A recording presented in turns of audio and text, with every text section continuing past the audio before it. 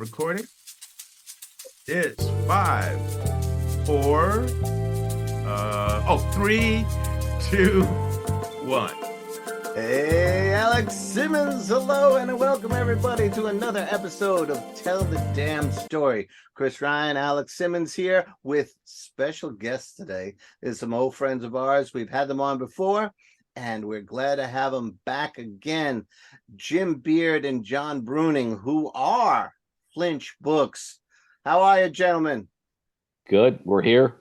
We're breathing. It's actually pronounced Flinch or Flinch. It's Flinch Books. It's the French spelling, yes. Flinch. Yeah. Yeah, it couldn't be that easy, right? No. It looks easy, but it's not. John and Jim are Ohio fellas, and Flinch Books. Why don't we let you talk to us about how you would describe this project of yours, this company, Flinch Books, which I am proud to be participating in with your latest 6 Gun Legends. Shameless from plug. Flinch Books, That's available Amazon, other platforms as well, or what are we saying here? Get it. I think so. BarnesandNoble.com, I think. Yeah. Excellent. I'll All let right, Jim so- start the, Yeah, Jim, how would you describe Flinch Books? We like to say like things like in your face fiction and stuff like that. If you boil it right down, we make pulp. All of our stuff is action, adventure, thriller, all the things that pulp encompasses: horror, science fiction, westerns. Now I like featuring westerns. I like to yes. describe it in the spirit of the pulp fiction of the Yeah. 1920s, 30s, 40s, not necessarily slavishly adhering to every parameter and every trope and every convention, but more in the spirit of that kind of disposable Modern literature. pulp without all the racism and sexism. That's right. Exactly. That's right. The Flinch Books that I've read, they do have a pulp energy, but they also have a modern cadence to them. Mhm. So that to me seems to be like what the mix is. As much as I love some of the pulp titles of old, some of them aged better than others. You know, I That's, think- that's I a think 3-week conversation right there. But Yeah. A good example of what we do is our Sword and Sorcery anthology. It was the anthology right before our brand new one, the Western one, that it is traditional sword and sorcery, but with some modern twists to it. let's get the title of that. That is called Blood on the Blade. Blood on the Blade. Yeah. A lot of sword and sorcery fun. You can jump in there, and each story kind of gives you a little bit of a different feel. You know? I think it's- I mean, in the Western anthology is that too. We always have one eye on where we came from. All those guys that wrote in the teens, 20s, 30s, all the way up Yeah. to the 50s, but always making sure that we're allowing for some of the modern sensibilities to come in to somewhat correct the mistakes of, pardon me, they're not mistakes. They were unfortunate truths of that A time. sign of the Yeah. times. Yeah, exactly. It was wrong of me to use the word mistake, but we know better now. But the fun thing is that we can still write pulp. We Yeah. can still publish pulp. There's no But- reason not to. For It's the sake- shotgun, Tommy gun, action adventure. For the sake of folks listening who may go, pulp, are we talking about trees or orange juice? Yes, we're talking about trees. We're talking about Quentin Tarantino movie, actually. Yeah. Yes. Yeah. Yeah, Can and you know define that a little bit for us in a couple of sentences? that movie really ruined things. I know. Well, not To this that day, movie, but the term. Boy, it's a reference to inexpensive form of mainstream entertainment for the masses, printed on very cheap paper that was called pulp paper, which is where the name comes from. And But- that started But it's more than just a description of paper. It has become like a description of a certain sensibility or a certain style of genre storytelling. or style. And that started back in the 20s or the 30s? You could say as far back as the early 1900s, maybe even like 1895, 98, something like Oh, that. like those are Penny Dreadful kind of Penny things. Dreadfuls and the Yeah. dime novels were Yeah. Right. definitely the grandfather. But I think it grandfather's really stuff. took off with Argosy, and it took off with Edgar Rice Burroughs in the teens. And at that point, it pretty much it escalated. What you had happening was you had an increase in the literacy rate nationwide to levels that were unprecedented. So suddenly a lot more people could read, and they were looking for affordable entertainment. There was no television. The only other entertainment they had at the time was basically radio and newspapers. So they had a lot more time to devote to actual reading. The Depression cemented the industry. It was a time when things were bad. You had a dime or a nickel, and you could go down to the newsstand, buy a very colorful magazine with a colorful cover, and you got how many different stories in one magazine for that nickel or dime. And you could carry in your back pocket, so you could take it with you everywhere. For whatever amount of time until the next month, the next issue, you had all this entertainment in this one thing. And it was flights of fancy. It was a way to get people out of themselves in a really bad time. And in fact, and then World War II comes along, and World War II kind of killed the whole thing. People just, after World War II was over, people just didn't really want things, especially the big heroes, I think comics killed pulps too. Yeah, there's a lot of evidence to say that they just pulps mutated into the mass market paperback industry. Right. Yeah. Yeah. Like I said, I just wanted to give a little bit of background for some. You got a lot of background. I'm all down with that. I'm down with the background. Go ahead. So if that was the service that pulps were providing back then, what would you say Flinch books and pulp books like that, or pulp companies like that, what are they providing? What service are they providing? Is it nostalgia for fans of the old pulp stuff, or is it a new audience? Is it a combination? Yes, I'd say it's both. I think there certainly is a segment of the audience that is still very much dialed into that old style of storytelling, but I think there's at least a couple new generations since then who are looking for the same kind of thing. But let's be honest, the 21st century reading audience is a little bit more sophisticated than what people brought to literature 100 years ago. They're looking for a level of sophistication in their entertainment that they didn't have access to in the 1920s. And there was no television. There was no. Right.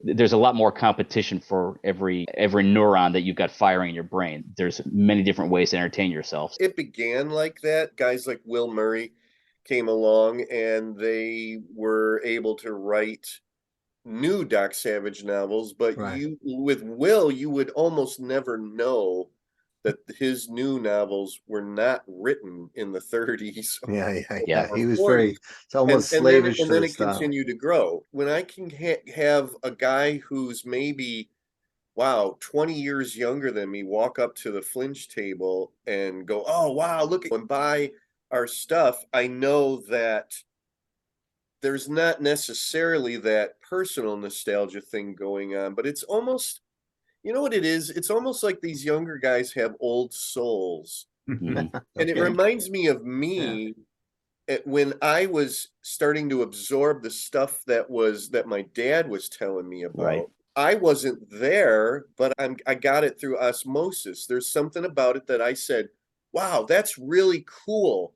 Wow, the days of World War II were very interesting. My dad still has memories of being a kid during World War II. Right. So now it's it's a combination, definitely. There's still some of the old guard. They might read some of the modern pulp, but it needs to probably be much more like what they remembered.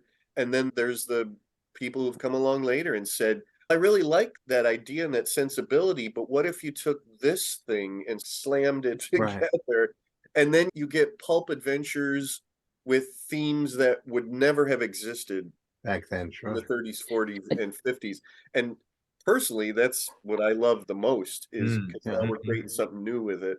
I think when you talk about your dad, Jim, and certainly my dad, he grew up during World War II as well. I think there's the old guard, but then there's us, the children of the old guard, who absorbed that sensibility from our parents and have nurtured it into adulthood. And here we are. I know, Jim, your dad's still around. Mine is not, but I'm still reading the stuff that my dad was reading. I'm still watching the stuff that my dad was watching. And I think there's a lot of people our age group, 50-something, who are doing that. I'm interested in finding out from you, it might be a guesstimation, but what percentage of Flinch Books audience is, say, dad's age, our age, younger? That's a good question. I'm not older than John and myself, probably a fairly small percentage. Okay. Yeah, That, I that think we're aware of, unless they're buying online. Of course, Just seeing being at shows Yeah. and things, I'll get a little bit of older guys, but generally I'm going to say they're our age or younger, all the way down into their 20s. Right. But the bulk of them are probably 30s to 50s. Okay. yeah, I think the Maybe, older readership, at least in a lot of respects, the older readership, they're still committed to reading the original stuff. Yeah. They're more focused on that, Sure. and That's where they're their memories not are tied as into that, interested. too. Beg pardon? Their memories, their recollections. It's like some of us watching the old TV shows. We have memories of watching those things. They have an emotional connection to it. Right. That yeah, exactly. Mhm. there was quite a learning curve when the pulp convention started to have guys like us with Yes. our wares there. There was a lot of pushback, but that's Mhm. been quite a few years now. Yeah. That this has been going on. I've been writing for 20 years now, Mhm. and I think I sold my first pulp thing, almost 15 years ago. Maybe it's actually probably longer than that. I'm trying to remember when Sergeant JANUS was, Mhm. but it's starting to change now. Unfortunately, a lot of the old guard are gone, Yeah. but some of them have come around to it and see that a lot of what we're doing is not heretical. They can still see the sensibilities. But the thing is that we're not just selling at pulp shows either. I sell at Bigfoot shows. I don't get into a big conversation about pulp, although I don't shy away from it. It's Right. just a huger conversation when somebody who just walks up to the table. I'm trying to have that idea out there. Pardon me. Is trying to have that idea out there. Covers that grab your attention, and then the insides that keep your attention. There you go. And that's what all about. It shouldn't really matter what we call it pulp. I say adventure fiction. Right. Yeah. Just Right. sometimes it's a little quicker to get it over to people when I'm not at a pulp show. Let's talk about growing your company, right? Where do you go? What do you do? What's the decision making? Whose baby For that books. girl back there? Sorry. That's Yeah, it'll be out later this month. Yeah, right. Okay. that's a good question. And if I'm going to be really honest, Good, you I answer it. no, if I'm going to be really honest, I would say we don't have a hard and fast like 5 to 10 year plan. I will tell you, We have a 5-month plan. I know pretty much, or like it's a 1 year plan. But I will tell you, my background is for the last slightly more than 20 years, I've been in marketing, and it just if you're going to grow a company, growth costs money, and promoting a company costs money, and it's something that we don't have a lot of. As far as a long-term plan, where do we want to be 5 years from now, 10 years from now? Good question. I want to still be doing this, doing the same thing, but maybe as long as and it's fun, expecting right? different results. I would like to see us have a better, stronger online presence than we have. We've been talking for a couple years about finally getting a website off the ground. But again, that costs money. What's that? What you say, Sonny? No. Website. Oh, yeah. But it's those kinds of things. They require some capital, and it's Can just I jump in here on this? please. Again, Otherwise, I'll just keep one of the rambling. older Yeah. dudes here. Actually, I think in some ways you might be stepping on your own toes here, because a website literally could exist in the next 30 minutes with almost no effort on your part. There's so many different software and software platforms that are available. That's a plug and play that, boom, for free, you could have a website up in the next 30 minutes. So I think one of the things you're thinking about, and this really ties into a lot of the people that listen to our show, is, except you're not up and coming writers, you're already established. But it's a thing of, what's my plan? What's the genre, the material I'm turning out, or I'm writing, I'm trying to get exposure for? Where is it available? Who should I be talking to? Or how do I get it to an audience base? And looking at what's available, either with or without money, and making that plan is really the steps that you guys have been involved in, but maybe not in terms of establishing yourself more on the web. You've been boots on the ground more That's so. That's And I very, think very now true. it's really because there's two ways to go. And I know one of you has people who are the right age for this. You can get a college intern to take care of the one or two little things that would set you up with a website inside of an hour or two. And then let Yeah. them, if there's Yes, there's something, yes, you can have a website up quick and cheaply, but it's going to look like, to me, I feel like it's going to look like a website that went up quickly and cheaply. no, but that's not what I'm not going to debate you on that, because you may have a vision in your head of what you want it to look like, and maybe it'll take longer to establish it that way. But trust me, there are methodologies available to you to get started. And that's the only thing I was going to say about it, because I think that what Chris has told me about a lot of your work in this, he's been showing me this book. I haven't got my copy yet. I'm still waiting for it. I'm eager to read a lot of this material. I think some of it is making sure that people know it's out there on a larger scale. Exactly. That was my original point, is just establishing a better and stronger online presence, so that people, a place where people can go and say, who exactly are these guys? What exactly are they doing? And how can I get their stuff? One thing I don't really see changing is that we've always been quality over quantity. Yes. Yes. It's literally 1 to 2 books a year. That's a very comfortable amount Mm-hmm.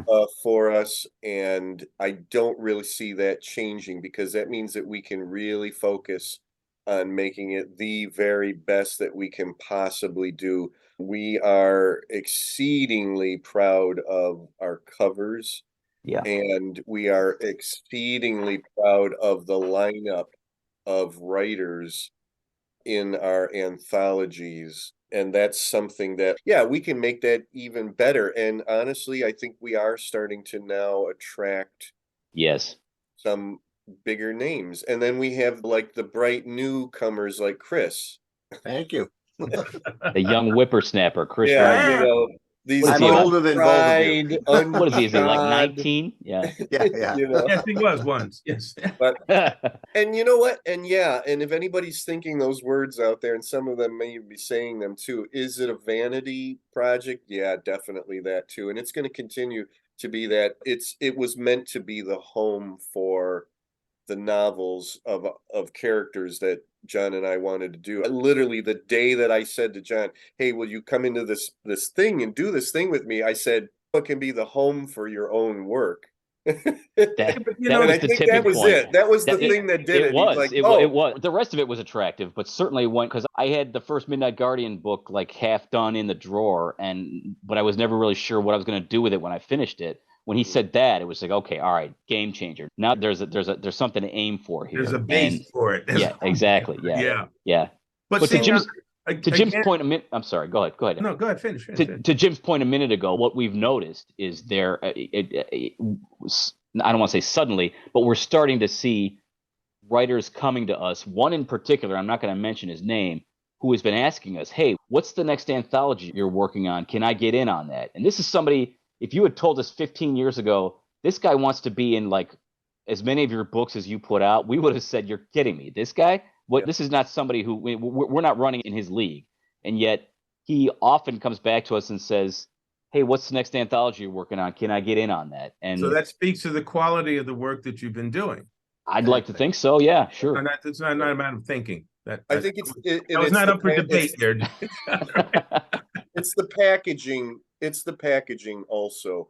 Sometimes you can have incredible quality material, but you have very unprofessional formatting, Mhm. or just the rudimentary covers where and forgive me, people who have done this, because I know you've completed projects. That's all that matters. You've completed projects.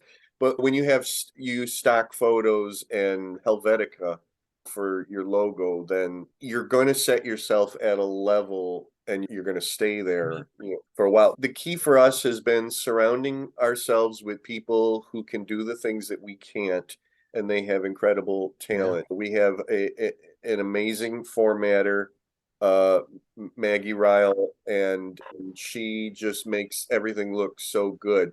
And we've also now have some go-to artists Yeah. But we're always, looking for someone different. Ted Hammond is a perfect example for Six Gun Legends. We had not worked with Ted before, but we knew his work, and we went to him, and I knew it was going to be great, and I never expected it to be just about damn perfect. He took some character descriptions that I gave him. Those are actually my characters in my story, and just brought them to life. They're literally living, breathing people on that cover. So again, it reminds me of the Pulp magazines. It's the covers that bring you in. It's the theme, oh my God, I love Westerns. Wow, what a beautiful cover. And then you go, oh my God, they have Terrence McCauley in this book. They have Trevor Holiday. They have Will Murray and Jeff Marriott. Yeah. Yeah. And then what also completes our mission is, and Chris, I'm including myself in this, you and me together, buddy, in this one. Thank you, brother. We are first-time Western writers in this volume. John almost so. That's a funny story. Yeah. Yeah, he actually had a Western story published, what, a month earlier. There's another So- publisher here in Ohio named Charles Millhouse, and he totally coincidentally was working on a Western anthology at the same time. And he came to me and he said, "Would you be in this thing?" And I said, "Yeah." And I was feeling a little bit like apprehensive. I got to come clean because Charles is a friend of ours. Right. I better tell him at some point we're doing one of our own at roughly the same time. So I said, "Sure, I'll contribute a story, but there's something you need to know. We're working on one ourselves." It's another woman, right? Yeah, exactly.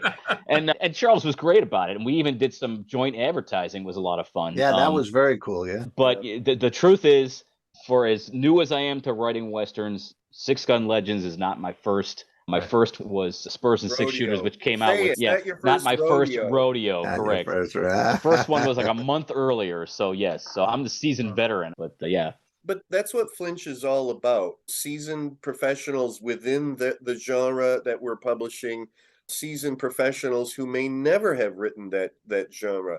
Come on in and see if you love that idea of what will a Chris Ryan Western look like. I tell you what, I was so nervous for you, but I was in love with the story. I really wanted to see if it would go. It's funny because Thank you. everybody brought their A game, whether they were the seasoned pro or the newcomer. And I got to tell this story, and I'll keep it brief. When Jim and I started talking about doing this, I said, "Listen, I've got a wish list of a couple writers I really want to bring in. I just want to ask them. I barely know these people, but I just want to see what would happen if I ask, because a couple of them are really A-list Western writers and established." And I was pleasantly surprised at the response.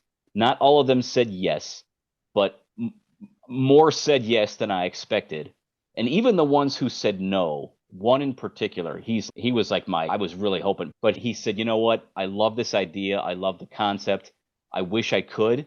I've got 2 other projects I've got to get done by the middle of the year. If I say yes, I'll be shooting myself in the foot. But thank you for asking me. If you're doing something like this ever again, please let me know." Sometimes I'll take a rejection like that. Yeah, exactly. Yeah. Sometimes a no, if it's gracious enough, is a victory in and of itself, because you establish this relationship with this person. I feel like I know this guy better than I did before. I think we're more friends now than we were before. And I think if we were to go back to him in maybe a couple years and say, we're going to do something like this again, he would at least consider it. He's I don't want to mention his name, but he's a pretty heavy hitter when it comes to living Western writers. I was just glad to at least have that experience. That's beautiful. You've talked about it a little bit, but how do you come up with projects? Is it a phone call? Is it you do it face to face over It's dinner so at one of organic. these shows? How does that work? It's so organic. It's usually Pulp Fest. Yeah. Yeah. Pulp Fest is something that we've often called a 3 or 4 day Flinch meeting, Yeah. because we're immersed in what we do. We're there with all our fellow writers, editors, publishers. So that blood is flowing all around, Sure. Yeah. as well as COVID, which we've learned. That John and I always inevitably talk about the next anthology. And it's funny because we did do just that, and we did decide upon what the next anthology is going to be. But a lot of times it just literally starts with the theme, like what interests us right now. And it's weird, it's almost been taking turns, although we don't look at it that way, of the prime one of us that sort of runs the project. Western was John. That Mhm. idea came from him, and then I suggested a wrinkle to it, and it Yeah. all clicked and went together. Because I So- started so- with something. Yeah, I started with a different idea. I said, what if we had a bunch of stories about the Pony Express? And Okay. then we realized that's a slice of Western history that is only 18 months long. Right. And you run out of it would be easy to run out of ideas pretty quickly. And we we floated have the a idea lot of overlap. and we floated the idea to one or two writers and they were lukewarm about it. So we thought, all right, we'll stick with Western, but we'll maybe take in a different direction. Yep. And that's when Jim came in, I think, and with an idea of his own. I have Dan, a curious The hero question. pulps are everything to me. How many books have you put out? 13. 13. This was 13 13. over Yeah, how, this how long a period? 8 years. It'll be 9 years in January. Like we said, we're not exactly pumping them out left and right, but we're very proud of what we're doing. But I think by the next one, we're not exactly sure when that's coming, but it probably won't be the end. It won't be the end of this year, but No, it'll be by 2024, I would suspect. yeah. Somewhere in yeah. there. Oh yeah, definitely. Mhm. Now, are all of the other titles available? Everything. Yeah, they're all available. Yeah. All available on Barnes and Noble online or Uh, Amazon? yeah, when you put stuff on Amazon, it automatically goes up on Barnes and Noble. So they obviously have some sort of deal that happens. But yes, every single one of our books is up on Amazon and in print and ebook format. Although interestingly enough, and this kind of goes towards what we were talking about as far as age of audience, we sell way more print books than we do Yeah. ebooks. And that, Yeah. I guess that does speak to Yeah. who our audience is. But it's a kind of almost a balance between anthologies and single novels. The single novels are all either John's 3 Midnight Guardian novels or my 3 Sergeant Janus novels. Everything Right. else is an anthology. So that's 6 and then 7 anthologies, right? Yeah. That's nice. And we run the gamut of themes, and we haven't doubled down on anything yet, mostly because there's so many different things that we want to do. It could be a while before we would do a follow-up to the Sword and Sorcery or a follow-up to the Westerns. My hope is this. Let's take the Western anthology, that everybody in it. Now there's one guy in it who does actually, he used characters that he's used before. In fact, very Mhm. famously, Yeah. too, and we were absolutely thrilled. He actually Yeah. told the origin story of his established characters. That's Oh, right. nice. Everybody else, those characters all debut in our book, and my hope is that all those guys, all those writers then do something, take those characters and grow them from there. And then I'll be pleased as punch to say they began in Yeah. Six Legends. Yeah. Or bring them back to us in a couple years. Yeah. I don't Yeah. know. Yeah. Yeah. Yeah. Sarah Moore was grown within the story in your book, and when I pitched it to you, it's designed to be an ongoing. Yeah, we could do either with you I hope so. or something More. for myself. Yeah. And More. Yes. in the Speaking Sword of and Sorcery book, a lot of the characters were already established characters. Yes. But the cool thing is that in the everybody's bio in there, it says where they can find more adventures of those characters. that's cool. That's great. Mm. And we have gotten a lot of comments in reviews to say how much people like that. They discovered a character in the anthology, and then they were able to go out and find more adventures of that character. That's I fun. mean, so whichever way we do it, it's all win as far as I'm concerned. Excellent. Excellent. Now, as busy 13 books, I know it's 1 or 2 a year, and mostly 2 a year, but it's not the only thing you do. No. We're going to talk about Jim for a minute, and then we're going to go to John. Jim, you also have Becky Books, which is really a beautiful company that touches on a lot of passions. Do you want to talk about that at all? Sure. That's a pretty good way to put it. Becky Books is named after my late wife. She's been gone 4 years now. And the memories of the things that she loved and things that she was involved in or wanted to be involved in or whatever is the guiding force. I often say that the unofficial motto of Becky Books is cool things she would have loved. Yeah, that's very And that's cool. what I do is she's the muse and I ask her, what about this? You think this is cool? And I try to listen for that little voice that says, oh That's my God, beautiful. yeah, we do that. And it has brought you to essays on beloved shows You know, like Dark Shadows and like the Saturday Morning Japanese Animation. Those are two different books, which are both fascinating, but also some fiction. Can we talk about it? Oh, A sure. coming project? Yeah, sure. The nonfiction books that you mentioned is a series now. It didn't begin as a series, but with the second book, it cemented itself as a series. It's called Memories from Today's Grown-Up Kids. And it began as a book about G.I. Joe called The Joy of Joe. And the subtitle is Memories of America's Movable Fighting Man from Today's Grown-Up Kids. And a couple years later, when I finally got to the point, Becky and I always wanted to do a nonfiction book about Dark Shadows because she was a huge Dark Shadows fan. Oh, Barnabas Collins, yeah. And I said, I'll do it that same way, which is it's all essays from writers, but about their childhoods. That's the rule, is it's got to be someone talking about the theme, but as they're growing up as a kid.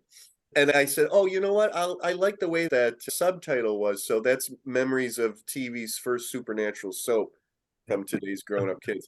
And at that moment, I thought, okay, I guess this is a series now. It's 4 volumes. Volume 5 is actually, the writing is almost all completely done. All the essays are in on volume 5, and editing is going to begin very shortly. And that will be out this fall. And the theme of that is classic Star Trek, which is Becky's other favorite show. Her two favorite shows were Classic Trek and Dark Shadows. And yeah, we do have the one about watching all the great imported Japanese TV shows, 60s through up into the very early 90s. Oh my goodness, you mean like Eighth Man and Gigantic? Oh yeah, all that stuff. I got to write about Ultraman, Gigantic. Yeah. Marine Ultraman. Star Blazers. Yep. So let's see. John is in the G.I. Joe book. Yep. He's in the Japanese TV show book. And then he'll be in the Star Trek book. I think you're doing every other one, something like that. I think so. It usually it's dependent on the topic. Like you did the role playing game one, right? Yeah, I did classic. And that's a whole universe I just never connected with. So I just politely, respectfully declined from that one. But my feeling is if it's a topic that makes sense, that I have a strong connection to emotionally, I'll just. And Jim has been very kind. It basically has a standing offer. It just if you want to be in any of these, just say the word, and I'll make a slot for you. So it's been an opportunity to just talk about. And Chris is in how many of them? I've lost track. There you go. That's all right. There's another nonfiction series called The Subterranean Blue Grotto Essays on Batman 66. That's a 3-volume set covering all episodes of the 66 Batman TV series. As far as fiction goes, it's my DC Jones and Adventure Command trilogy now. I finally finished it. The 3rd book is pretty new still.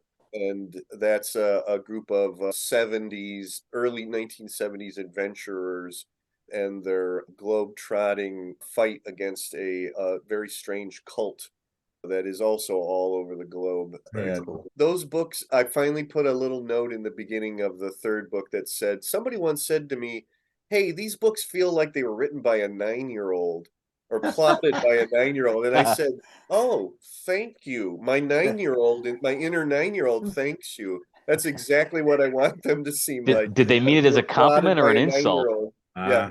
Was that intended? Playing with G.I. Joes. That's great.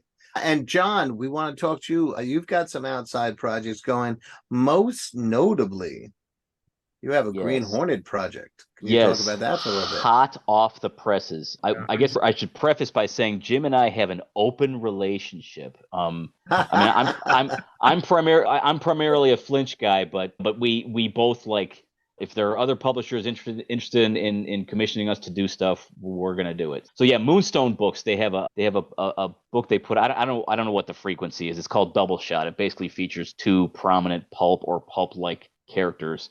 They commissioned me to do a Green Hornet story, which it just came out. I think I don't know exactly when it came out. Sometime this past week. I couldn't tell you exactly what day, but it was in a holding pattern for a while, so I was excited to see it finally see the light of day. What's the title? The book is called Moonstone Double Shot. The title of my story is Bridge to Betrayal. It's the story of Green Hornet and Kato, who go head to head with two competing crime families on either side of the U.S.-Canadian border. And some nefarious stuff happens on the Ambassador Bridge that spans Detroit to Windsor. Because depending on who you ask, the Green Hornet was created and birthed in Detroit on Detroit radio. Mm-hmm. Right. Who, by the way, was born 120 years ago today. Yeah. Or no, let me back up. Fran Stryker, the primary writer of The Lone Ranger and the Green Hornet, was born on August 19th, 1903. So Stryker was born. Okay. He was the primary writer. Trendle appropriated. That's a long story, but yeah. But Fran Stryker That's was. why they're separated these days. Exactly. Yes. Yeah. So yeah, that just came out this week. That's the big news of the week. Yeah. Make a quick note here for people who may not realize what's going on, is that Moonstone has taken that idea that the Green Hornet as a concept was born in Detroit. Correct. And although all their work is all based off the 66 TV series with Dan Williams and Bruce Lee, it is now set in what used to be just the city show. Moonstone has it set actually in a more concrete urban setting of Detroit.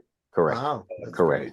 And I love what John did, because I can picture the Ambassador Bridge because I've been over it a million times. And so what a wonderful thing to picture the Black Beauty speeding across the Ambassador Bridge. It's really cool. It's a pretty wicked car chase. That's all I'm going to say. But I'm in. Yeah. Highest compliment I can give. And I was very fortunate that I got to read the story before he actually sent it in, is that it seems like it's another episode of the 66 TV series. Wow, so it was great to visit with the Flinch book fellas. I don't want to call us boys. We're so past that. Oh, we are so past that. I'd rather be called a boy. I'm sorry. Yeah, I'll take it. It's them Flinch book boys coming out of Ohio. Yeah. I think everything we do reflects our inner kid. Child, yes. Yeah. Oh, yeah. By far.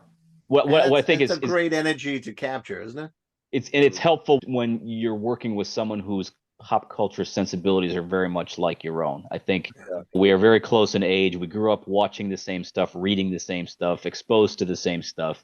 We agree more often than we disagree about what our plans are, what they should be, what the next step should be. It's always refreshing.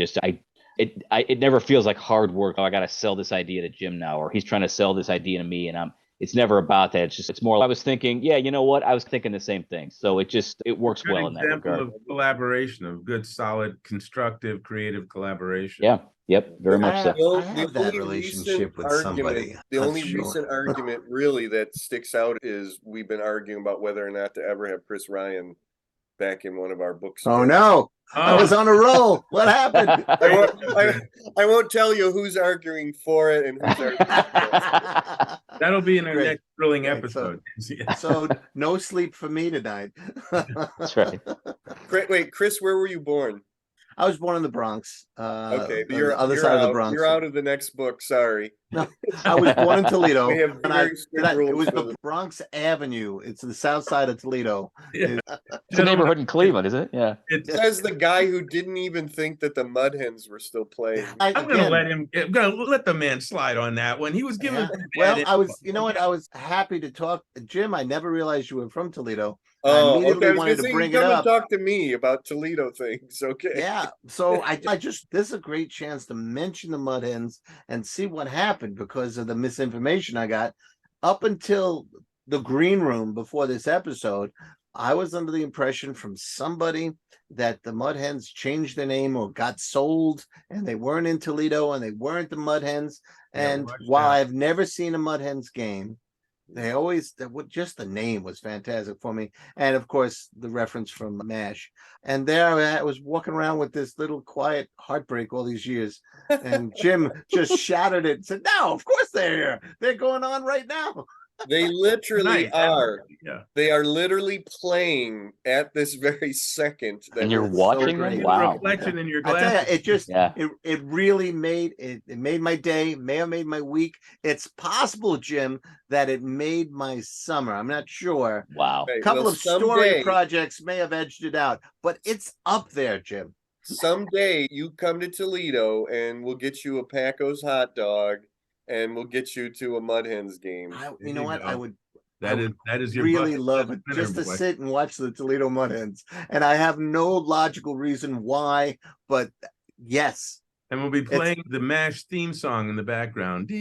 Wow. I just want to see a Mudhens game. That would be cool. And you know Anyway. what a mudhen is, right? No idea. It's a coot. It's a form of the bird known as the coot. Oh, is that right? Yeah. So Northwest Ohio was once the Great Black Swamp.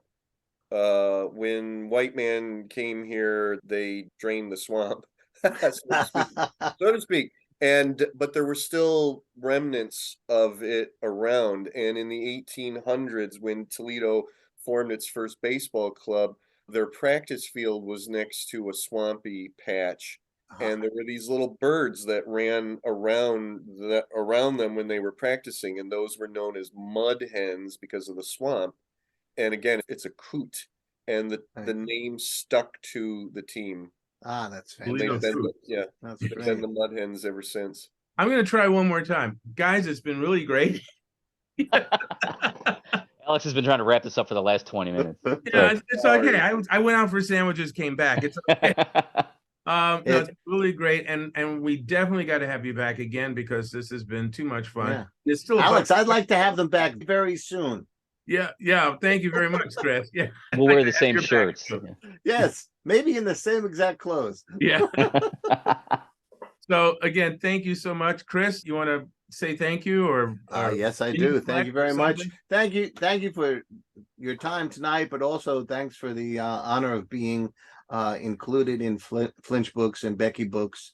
Yeah, it's really a thrill, and I appreciate it. So thank you very much. Great to have you on board. Good to be Thank here. you. John, Jim, I thanks. can never get enough thank yous from Chris Ryan. Right. Got a batch ready to be sent out along with some cookies. Yeah. That Thanks, was drilled everybody. into me by the nuns, but that's another nightmare to talk about. All right, Thank you, talk to guys. everybody Chris, soon. Peace. Take care. Thanks. See ya.